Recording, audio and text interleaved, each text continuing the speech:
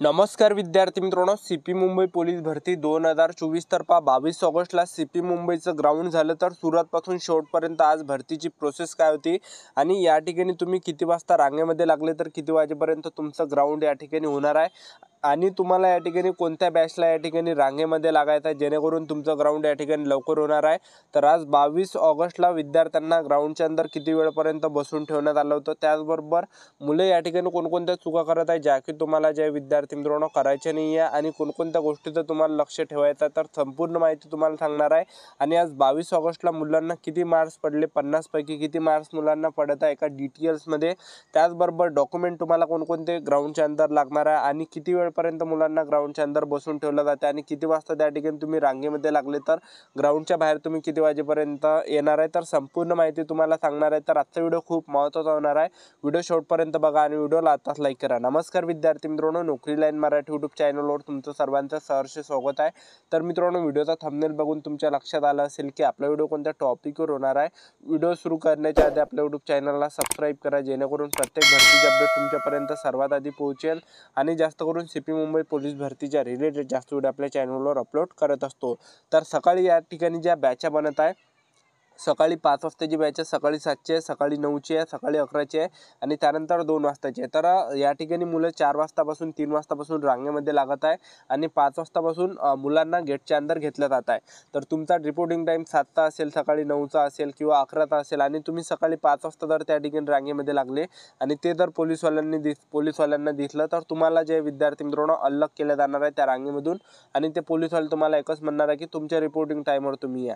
तर तुम्हाला या ठिकाणी जायचं कधी आहे, जर समजा तुमचा रिपोर्टिंग टाईम सकाळी 7चा असेल किंवा 9चा असेल किंवा 11चा असेल किंवा 2चा असेल, तर तुम्ही ज्या विद्यार्थी मित्रांनो सकाळी त्या ठिकाणी म्हणजे 6-7 वाजता रांगेमध्ये लागा जेणेकरून तुमचं ग्राउंड लवकर होणार आहे, मिक्स होणार आहे. 6-7 वाजता ज्या सर्व मिक्स बॅच त्यामध्ये घेते 6-7 वाजतापासून जे 7 वाजताची बॅच आहे, 9ची बॅच आहे, 11ची बॅच आहे, 2ची बॅच आहे, तर हे मुलं काय करत आहे मिक्स होत आहे त्या बॅचमध्ये. ठीक आहे, तर माहीत नाही पडत आहे. तर ह्या टाईमला तुम्ही या ठिकाणी 6-7 वाजता त्या ठिकाणी रांगेमध्ये लागू शकता जेणेकरून तुम्ही जर 6-7 वाजता रांगेमध्ये लागले तर तुमचं ग्राउंड 12-1 वाजेपर्यंत होऊन जाणार आहे. ठीक आहे, तर हे झाल्यानंतर सर्वात अगोदर आज विद्यार्थ्यांना गेटच्या अंदर घेतलं. हॉल तिकीट तुम्हाला वरतं ठेवायचं, आधार कार्ड ठेवायचं आणि 2 फोटो. ठीक आहे, तर तिथं विद्यार्थ्यांना बसून ठेवलं आणि त्यांनी एक सूचना सांगितली पोलिसांनी की तुमच्या हॉल तिकीटच्या मागं तुम्हाला आधार क्रमांक टाकायचा, आधार क्रमांक आपल्याला टाकायचा पेनानं.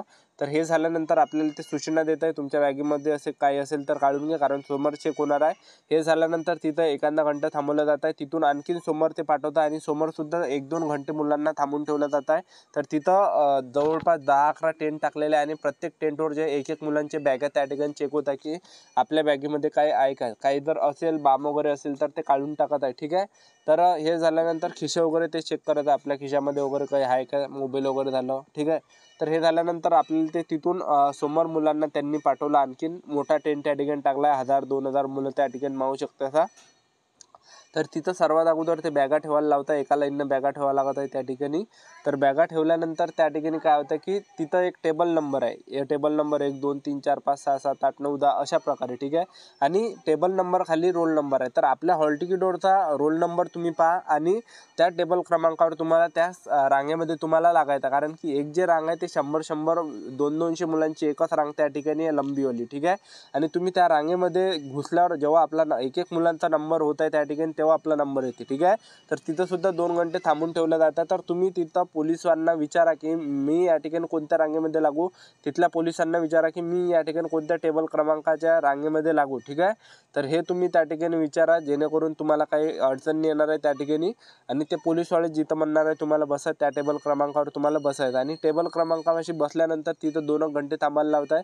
2 घंटे थांबल्यानंतर तिथं आपला नंबर येत आहे. नंबर आल्यानंतर ते आपल्या हॉल तिकीटवरती शिक्का वगैरे घेतात आणि एक फोटो त्या ठिकाणी लागत आहे. एक फोटो त्या ठिकाणी मागते आणि सिग्नेचर आपली घेते. सिग्नेचर झाल्यानंतर आपल्याला दुसऱ्या रांगेमध्ये पाठवते त्याच्याच बाजूने आहे समोर. तर तिथं सुद्धा 1-2 घंटे 1 घंटे तिथं बसून ठेवल्या जात आहे मुलांना आणि तिथून सुद्धा एक रांग ते पुढं उठवत आहे कायच्यासाठी, हाईटसाठी. तर सर्वात अगोदर त्या ठिकाणी हाईट घेतली तर हाईटमध्ये सुद्धा मुलं बाहेर होत आहे. 165 सेंटीमीटर हाईट त्या ठिकाणी लागते. 165 सेंटीमीटरपेक्षा जर कमी असेल तर तुम्हाला अपात्र केला जाणार आहे, फेल केलं जाणार आहे. आणि छातीमध्ये सुद्धा भरपूर मुले कटत आहे. त्या ठिकाणी छातीमध्ये जास्त मुले कटत आहे. ठीक आहे, जास्त मुले छातीमध्ये बाहेर होत आहे, उंचीमध्ये बाहेर होत आहे. आणि तुम्ही त्या मशीनमध्ये उभं सरळ तुम्हाला राहायचं आहे. आडवं तिवळं जर राहिला तर प्रॉब्लेम त्या ठिकाणी येऊ शकते. आणि त्या मशीनपाशी जर डिजिटल मशीन आहे उंची मोजायची, ठीक आहे, तर छाती ते टेपनं मोजते. तर हे झाल्यानंतर त्या मशीनमध्ये आपल्याला दाखवते की आपली उंची किती आहे, आपली छाती किती आहे, आपलं वजन किती आहे, सर्व दाखवते त्या ठिकाणी. आणि ते झाल्यानंतर आपला बाजूनच तिथं एक फोटो काढते. आपला फोटो काढल्यानंतर एक सिग्नेचर घेते. आणि ते झाल्यानंतर दुसऱ्या रांगेमध्ये मुलांना पाठवलं. दुसऱ्या रांगेमध्ये ते हजारो मुलांची रांग आहे. त्या ठिकाणी तिथं 2 घंटे मुलांना बसून ठेवलं जात आहे. म्हणजे जास्त वेळपर्यंत मुलांना बसून ठेवलं जात आहे. यामध्येच म्हणजे 6-7 घंटेचे चालले जात आहे, जे मुलं लवकर जरी रांगेमध्ये लागले त्यांची. ठीक आहे, तर हे झाल्यानंतर काय होतं, त्या ठिकाणी चेस्ट नंबरसाठी एक रांग उठवल्या जात आहे. तिथं 2 घंटे झाल्यानंतर नंबर आपला लागत आहे. तर चेस्ट नंबर त्या ठिकाणी देत आहे. चेस्ट नंबर दिल्यानंतर आपल्याला चिपा देत आहे दोन्ही पायाला चिपा दिल्यानंतर त्या ठिकाणी कॅम्प्युटर आहे तिथं जाग्यावर. आणि तिथं हॉल तिकीट व्हेरिफिकेशन होत आहे. हॉल तिकीट व्हेरिफिकेशनला जास्त टाईम लागत नाही, 2-3 मिनिटात हॉल तिकीट व्हेरिफिकेशन होते. आणि हॉल तिकीट व्हेरिफिकेशन झाल्यावर ते आपले जे पायातलं जे चिप आहे तर त्या स्कॅन करते. त्यानंतर आपलं जे थंब वगैरे घेते. थंब घेतल्यानंतर आपला फोटो वगैरे घेते त्या कॅमेरामध्ये, आपले सिग्नेचर घेते.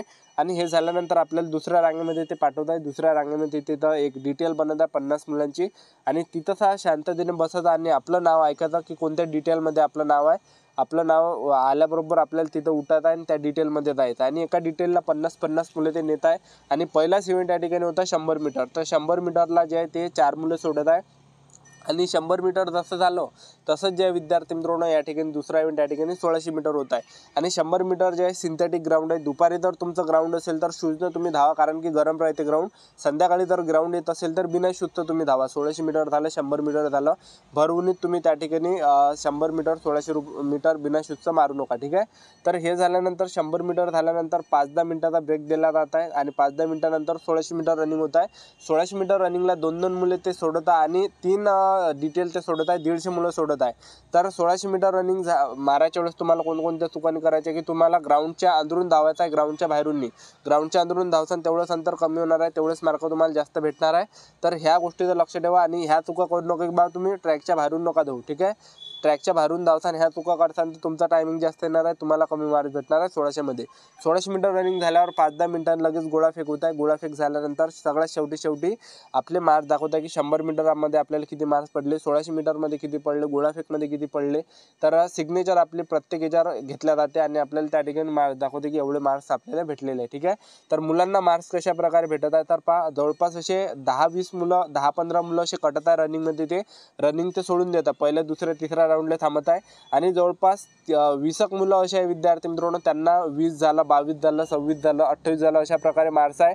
आणि बाकी 5 ते 7 मुलं असे आहे की त्यांना 32 झालं, 30 झालं, 34 झालं, 36 झालं, 38 झालं असे मार्क्स आहे. आणि 3-4 मुलं असे आहे 40-41